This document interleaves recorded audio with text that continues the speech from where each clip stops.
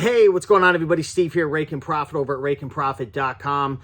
And today I wanted to make an update video with all the craziness which has been going on in my life, in my business. Essentially, if you guys haven't been following me, on September 2nd, I was, in my kitchen making some sweet potato and, cooking up some lunch. And all of a sudden I heard a massive explosion. I mean, it sounded like a bomb exploded. It was one of the most terrifying noises I've ever heard.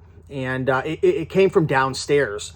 My girlfriend and I, we looked at each other, and the first thing that hit my mind was maybe my sauna exploded. The next thing that hit my mind was, oh my gosh, my cats are usually hanging out down there. Freaked out.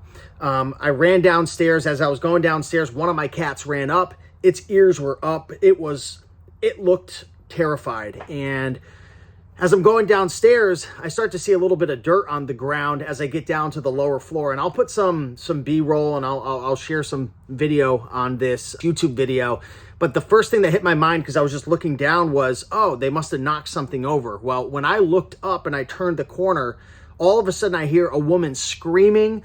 There's a car that went through my house, took out everything, the framing, the house, she went through my house. I'll roll the clip. You can see what it, see how it looked and everything. But it was the most bizarre, terrifying event I've ever come across. And my cats were okay. She ended up being okay.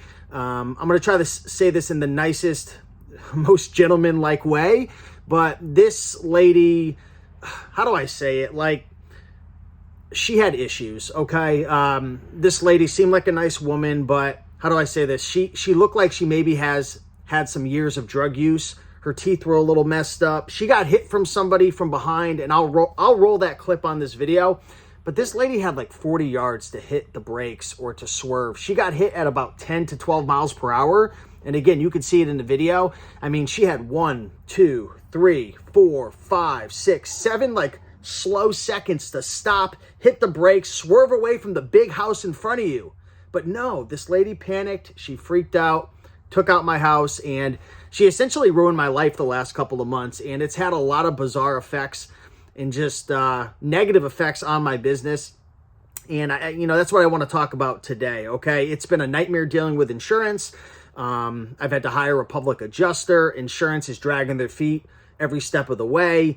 We're living out of a hotel. The hotel has bugs and fruit flies, and it's uncomfortable. And there's no point of complaining. It just hasn't been an easy road. I'm going to be honest with you. It's been pretty much a nightmare. And it's been really tough to run my business. And I think that's maybe what I want to talk about in this video, because I could sit here and cry, over this situation for the next hour. But, it doesn't help me to talk about it anymore. It is what it is. And I'm sure you guys just want to hear about maybe how the business is going. My business has gotten mutilated. There's a lesson that I've learned over the last 2 months, because so this event happened about 5 weeks ago, but 2 to 3 weeks before, I didn't ship anything out because I was on vacation. I went on a cruise. I was traveling with my girlfriend. I had this whole thing planned out. My team spent over $60,000 on hard goods. That was my cost of goods, and all the products are literally still behind me right now. And we literally just got electricity on. We're just getting allowed back into the house, and we can't even live here still. The town, the city, it's just been a big pain in the ass. From insurance to the city to the town, it's been a nightmare. But I haven't shipped anything in 8 weeks because of the travel beforehand. We bought a whole bunch of stuff. Matter of fact, when the car hit my house, I had the $60,000 worth of inventory behind me, getting ready to go out the door. That happened, and literally I haven't been in my house since until now, and I still can't even live here.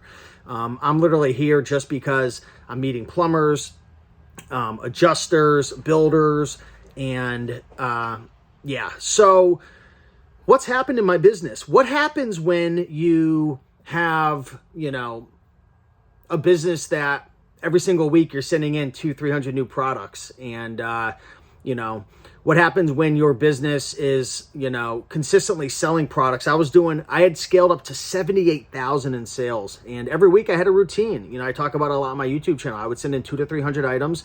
My average selling price was actually getting a little bit over $80 per unit. So what happens when you don't ship anything out for 2 months? What happens when your inventory sells out? What happens when your inventory goes from, 2,300 products to 1,400 products, right?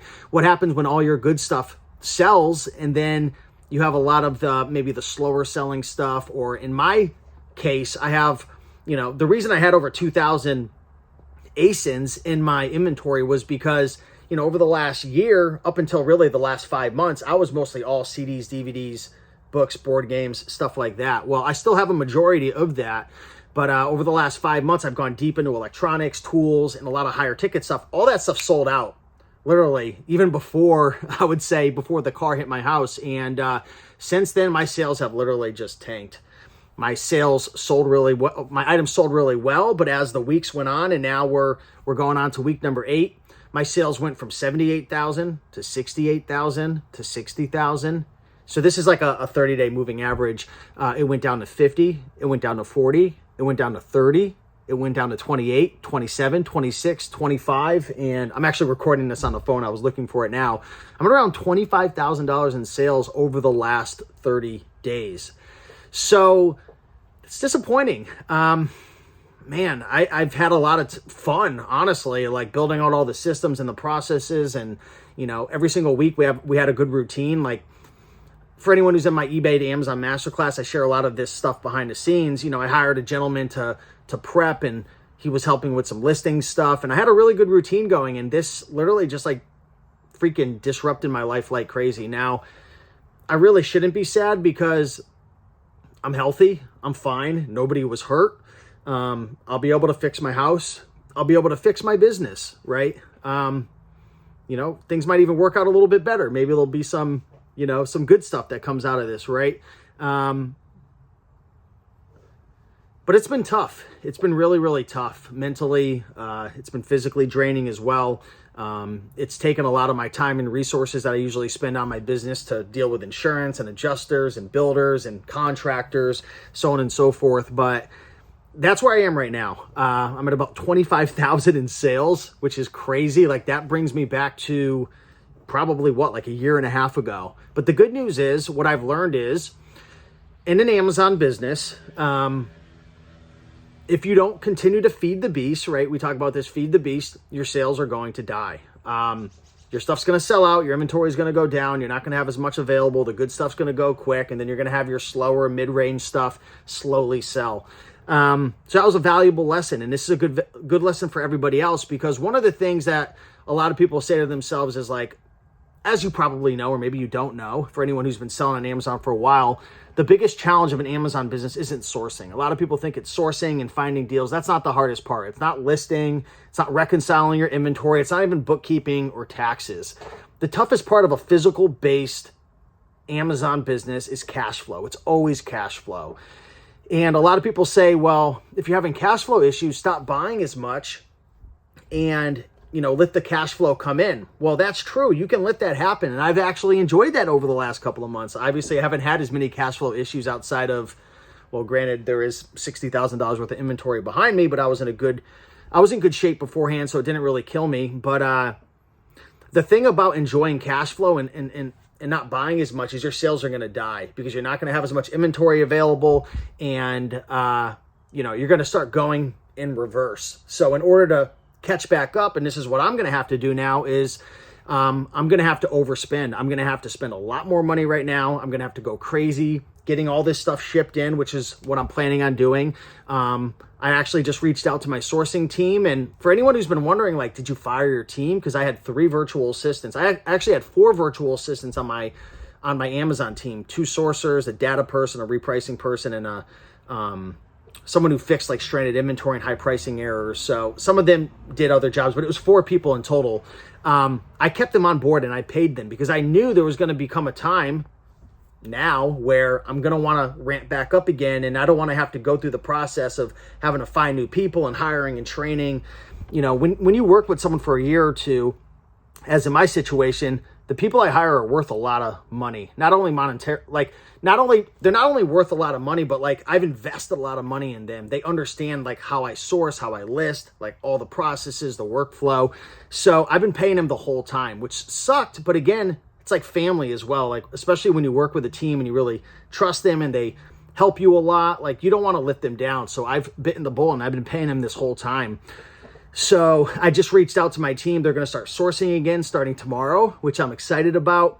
And for anyone who's a part of the eBay to Amazon, masterclass community and any of my eBay to Amazon courses groups, you know that I've been working hard on a sourcing software, which that's actually been a good thing of this whole thing. Like I haven't been spending, the 10 hours a week or so on this business. And that's really all I used to spend before.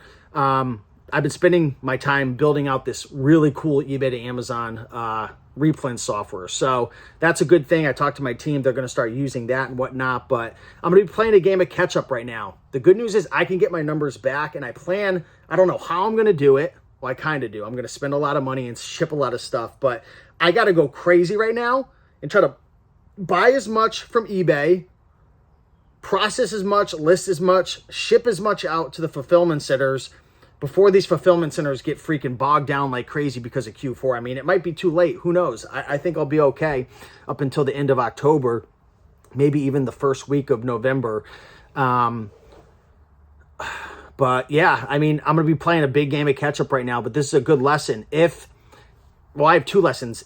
If you stop shipping items, your sales are going to die. They're going to go down. If you don't feed the beast, they're going to go down. Number two, if your business is reliant on you shipping everything out and processing everything, essentially, I am my own prep center. If something happens to your home, you're in big trouble. One of the good things that's coming out of this is I actually shared this with my community. And for anyone wondering, like, what is this community? How do I join it? I'll put a link down below. You can go to rakeandprofit.com/E2A training. It's a free webinar. Go through it. You can learn about the community. You can join it if you'd like. But I set a goal that I'm going to move my business to a prep center by the end of Q1 of 2024. So that's going to give me about 5 months to make that transition. I'm not relying on this anymore.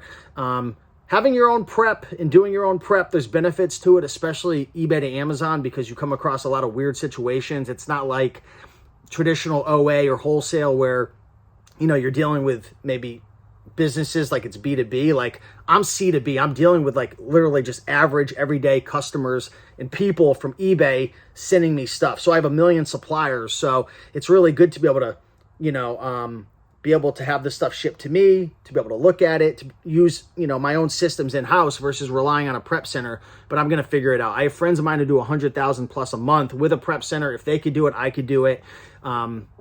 And it's just a system and a process and figuring it all out. I think there's certainly pros, again, to having your own prep center, but this is I don't want to deal with this again. Now, will I have another car run through my house? Knock on wood.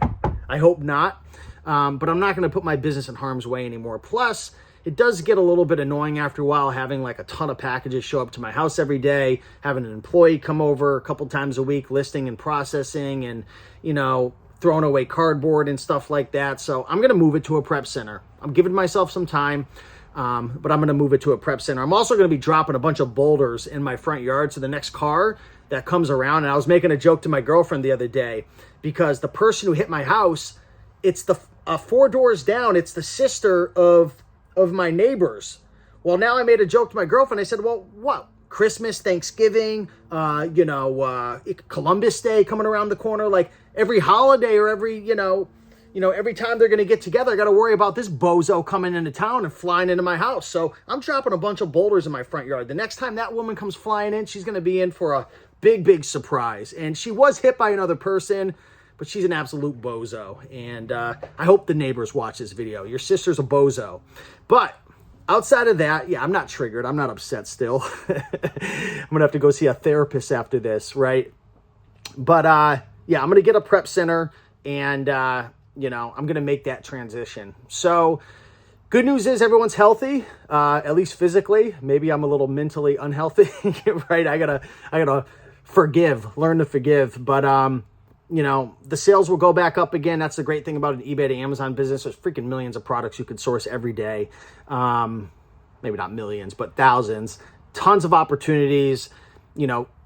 Hitting or growing your sales is just simple. Just buy more, spend more, make sure your items have good ROI, good profit, make sure they turn well, make sure you keep your account safe, I can get back up there, right? And I'm going to do it again. But I just want to be real with you guys. This is what's happened.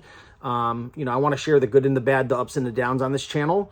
And, you know, the last 2 months has been a struggle. I've been going through some stuff, but I'm going to pick myself back up. I'm going to keep pushing forward.